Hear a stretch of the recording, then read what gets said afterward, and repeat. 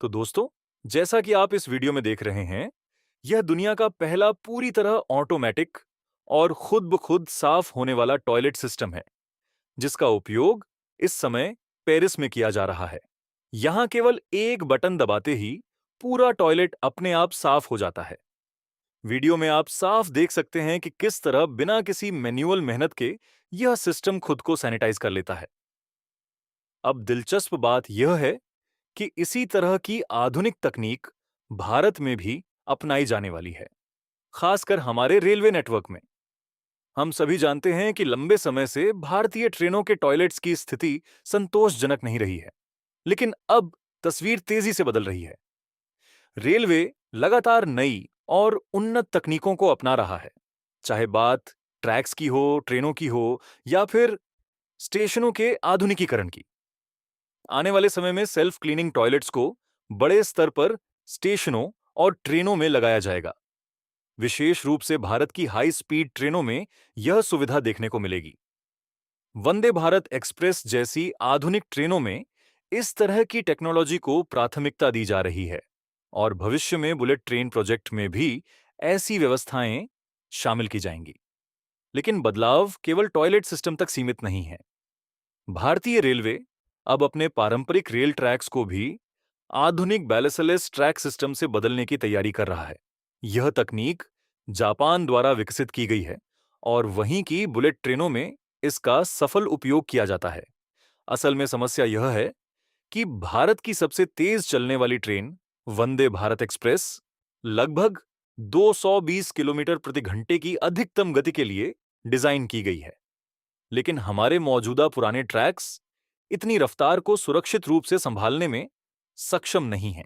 इसी वजह से इन ट्रेनों को फिलहाल केवल 150 से 160 किलोमीटर प्रति घंटे की रफ्तार पर ही चलाया जा रहा है। अब सवाल उठता है कि अगर ट्रेन की क्षमता 220 किलोमीटर प्रति घंटा है, तो उसे उसकी पूरी ताकत से क्यों न चलाया जाए? यही कारण है कि रेलवे ट्रैक अपग्रेडेशन पर जोर दे रहा है। बैलेंसलेस ट्रैक सिस्टम हाई स्पीड ट्रेनों के लिए ज्यादा स्थिर, टिकाऊ और सुरक्षित माने जाते हैं। ये ट्रैक 220 से लेकर 300 किलोमीटर प्रति घंटे तक की रफ्तार को भी संभाल सकते हैं। रेलवे का विस्तार जिस गति से हो रहा है, वह अपने आप में रिकॉर्ड स्तर का है। हर साल भारत लगभग स्विट्जरलैंड के बराबर लंबाई का नया रेल नेटवर्क तैयार कर रहा है। यह उपलब्धि इसलिए भी बड़ी है क्योंकि अब तक किसी भी देश ने इतनी तेज रफ्तार से ट्रैक इंस्टॉलेशन और अपग्रेडेशन का काम नहीं किया है। सिर्फ ट्रैक ही नहीं, लगभग 400 से ज्यादा रेलवे स्टेशनों का पुनर्विकास भी जारी है। इनमें मुंबई का सीएसटी स्टेशन और नई दिल्ली रेलवे स्टेशन जैसे प्रमुख स्टेशन शामिल हैं। इन सभी स्टेशनों को भविष्य के मल्टी मॉडल ट्रांसपोर्ट हब के रूप में विकसित किया जाएगा। यानी यहां से आपको बेहतर रेल कनेक्टिविटी के साथ साथ मेट्रो और एयरपोर्ट की सीधी सुविधा भी मिलेगी। इसके अलावा कई हाई स्पीड ट्रेनों में अब टिल्टिंग टेक्नोलॉजी को भी शामिल किया जा रहा है।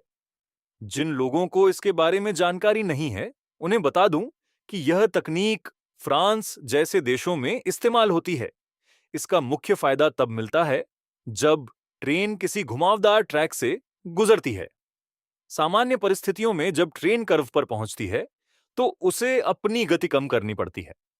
लेकिन अगर टिल्टिंग टेक्नोलॉजी मौजूद हो, तो ट्रेन मोड के अनुसार खुद को हल्का सा झुका लेती है, जिससे संतुलन बना रहता है और स्पीड कम करने की जरूरत काफी हद तक घट जाती है।